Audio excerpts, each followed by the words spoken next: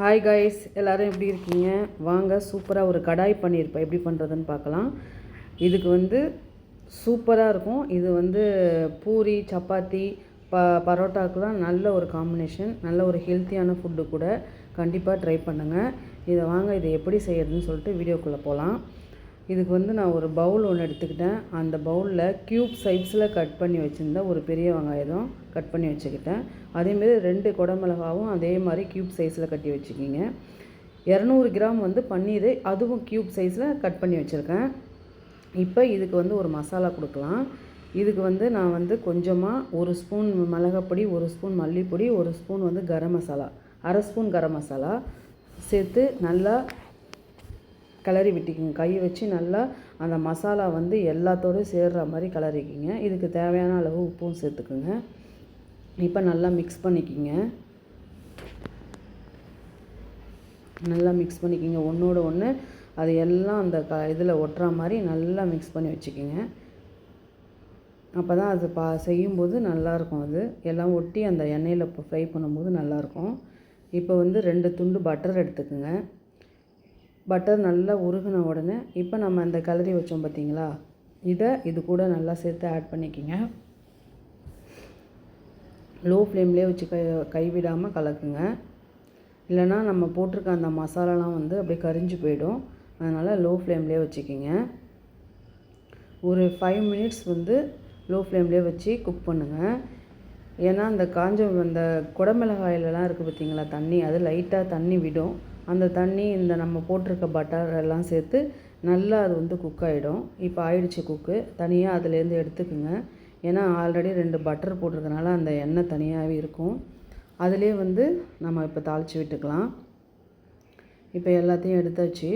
இப்போ அந்த இருக்கிற எண்ணெயில் கொஞ்சமாக தேவையான எண்ணெய் சேர்த்துக்குங்க. எனக்கு போதும். நான் ஒரு துண்டு பிரிஞ்சி இலை, 1 ஸ்பூன் ஜீரகம், கொஞ்சமாக மிளகு சேர்த்து நல்லா அது பொரியட்டும். அந்த தாளிதம் நல்லா பொரிஞ்ச உடனே ஒரு பெரிய வெங்காயத்தை நல்லா குட்டி குட்டியாக கட் பண்ணி 1 கப் அளவு எடுத்துக்கிட்டேன். அதையும் நல்லா வதக்கிக்கிங்க. அதுவும் நல்லா வெங்காயம் நல்லா ப்ரௌன் கலரில் நல்லா வதங்கி வர வரைக்கும் வெயிட் பண்ணுங்கள். ஒரு 5 மினிட்ஸ் வெயிட் பண்ணுங்கள் லோ ஃப்ளேமில் வச்சு.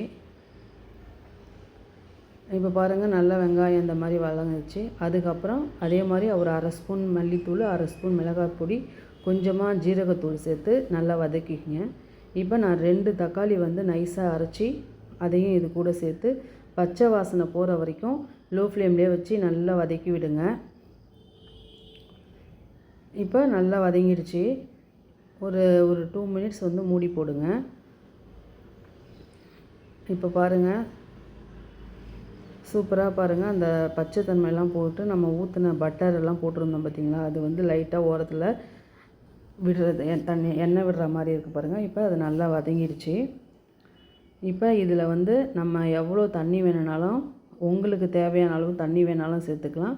இல்லை எனக்கு கிரேவி மாதிரி வேணாம், எனக்கு அப்படியே கொஞ்சம் தொக்கு மாதிரி வேணும் அப்படின்னு நினச்சிங்கன்னா அப்படியே நம்ம வறுத்து வச்சதை அது கூட சேர்த்துக்கலாம். எனக்கு கிரேவி மாதிரி வேணுங்கிறதுக்காக நான் அந்த மிக்ஸி ஜாடியை கழுவி அதில் ஊற்றிக்கிறேன். இப்போ இதுக்கு தேவையான அளவு சால்ட்டு போட்டுக்குங்க. சால்ட்டு போட்டு நல்லா ஒரு கிளறி விடுங்க. இப்போ நான் அந்த தண்ணியை மிக்ஸி ஜாடியை கழுவி கொஞ்சமாக தண்ணி விட்டுக்கிறேன். எனக்கு எந்த அளவுக்கு இருந்தால் கிரேவி இருந்தால் போதும்.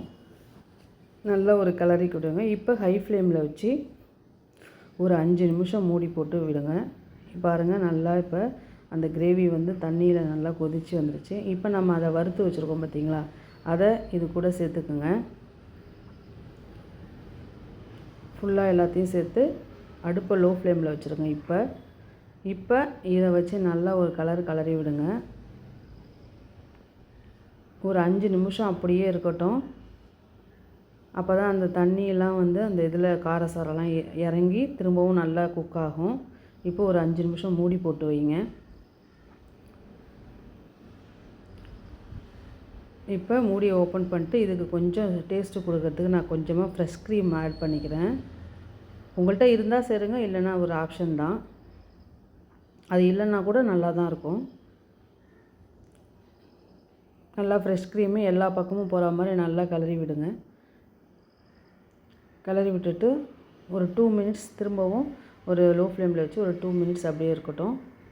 நம்ம ஊற்றிருக்கோம் பார்த்தீங்களா, அந்த க்ரீம் வந்து நல்லாட்டும் ஒரு மூடி போடுங்க. இப்போ ஒரு 2 மினிட்ஸ் அப்படியே வச்சுக்கிங்க. நான் இப்போ வந்து காஞ்ச வெந்தயக்கீரை இருக்குல்ல, அதான் அந்த இதை கொஞ்சமாக போட்டு ஒரு 2 மினிட்ஸ் அதுவுமே மூடி வைங்க. திரும்ப ஓப்பன் பண்ணி பாருங்கள். சூப்பராக வந்து அவ்வளோ வாசனையாக மணமாக சூப்பராக இருக்கும். கண்டிப்பாக இதை ட்ரை பண்ணி பாருங்கள். இப்போ வந்து நான் என்ன பண்ணுறேன்னா, கொஞ்சமாக கொத்தமல்லி இலைகள்லாம் தூவிட்டு சாப்பிட்டு பாருங்கள். பயங்கர டேஸ்டியாக இருக்கும். இது வந்து ரொம்ப ஹெல்த்தி, பசங்கள்லாம் ரொம்ப விரும்பி சாப்பிடுவாங்க. இதை கண்டிப்பாக ட்ரை பண்ணுங்கள் ஃப்ரெண்ட்ஸ்.